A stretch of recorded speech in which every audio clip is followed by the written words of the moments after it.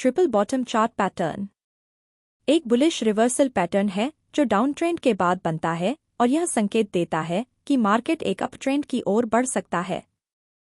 Triple bottom chart pattern में price 3 बार एक समान निचले स्तर पर आता है, जिससे यह संकेत मिलता है कि सपोर्ट मजबूत है और यहां से प्राइस में उछाल आ सकता है। इस पैटर्न का पूरा होना मार्केट में अप ट्रेंड शुरू होने का संकेत देता है। फॉर्मेशन यह पैटर्न तब बनता है जब प्राइस 3 बार समान लो पर आकर समर्थन सपोर्ट पाता है और फिर ऊपर की ओर बढ़ने लगता है।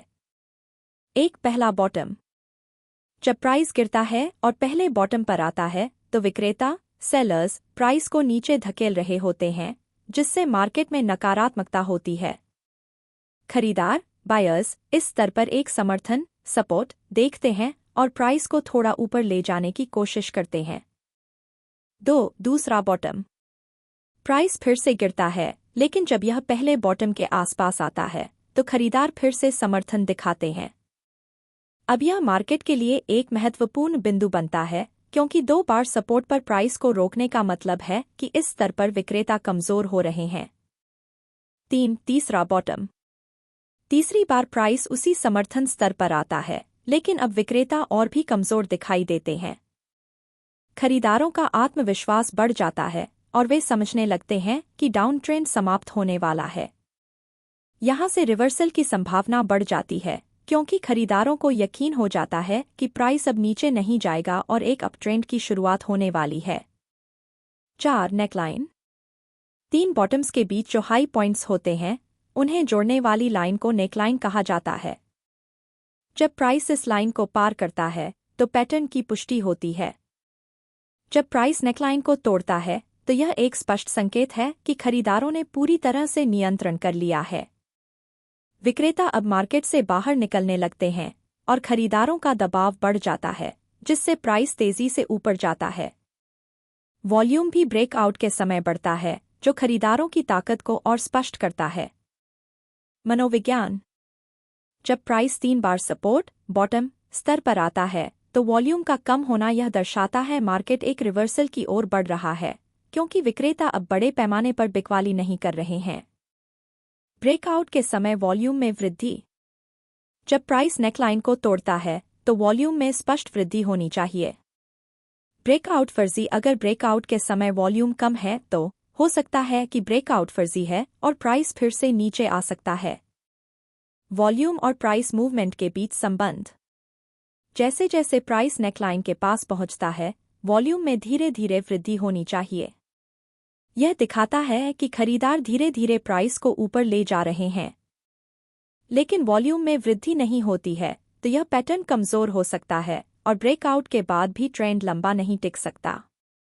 एंट्री नेकलाइन ब्रेकआउट एंट्री का सबसे अच्छा बिंदु तब होता है जब प्राइस नेकलाइन को तोड़ता है। यह पैटर्न की पुष्टि होती है और एक मजबूत बुलिश मूवमेंट की शुरुआत का संकेत देता है। एंट्री सुनिश्चित करने के लिए वॉल्यूम के साथ पैटर्न की पुष्टि करें। वॉल्यूम बढ़ने के साथ ब्रेकआउट होने पर एंट्री लें। स्टॉप लॉस हालिया कंसोलिडेशन एरिया के नीचे या ब्रेकआउट के नीचे रेजिस्टेंस जो अब सपोर्ट बन गया है, या सुरक्षित स्टॉप लॉस तीसरे बॉटम से लगभग 2 से 3% नीचे, तीसरे बॉटम के थोड़े नीचे सेट करें, क्योंकि अगर प्राइस फिर से बॉटम के नीचे चला जाता है तो पैटर्न फेल हो सकता है। रिस्क रिवॉर्ड अनुपात के आधार पर 1:2 या 1:3 सुनिश्चित करें कि आपके स्टॉप लॉस और लक्ष्य के बीच का अनुपात आपके पक्ष में हो। एक बेहतर रिस्क रिवॉर्ड अनुपात के साथ ट्रेड करना हमेशा सुरक्षित और लाभदायक होता है। टारगेट की गणना नेकलाइन और बॉटम के बीच की दूरी के बराबर होती है। इसे नेकलाइन के ब्रेकआउट पॉइंट से जोड़कर टारगेट का अनुमान लगाया जाता है। उदाहरण मान लीजिए कि ABC नामक एक स्टॉक है और यह एक ट्रिपल बॉटम पैटर्न बनाता है। यह इस प्रकार होता है।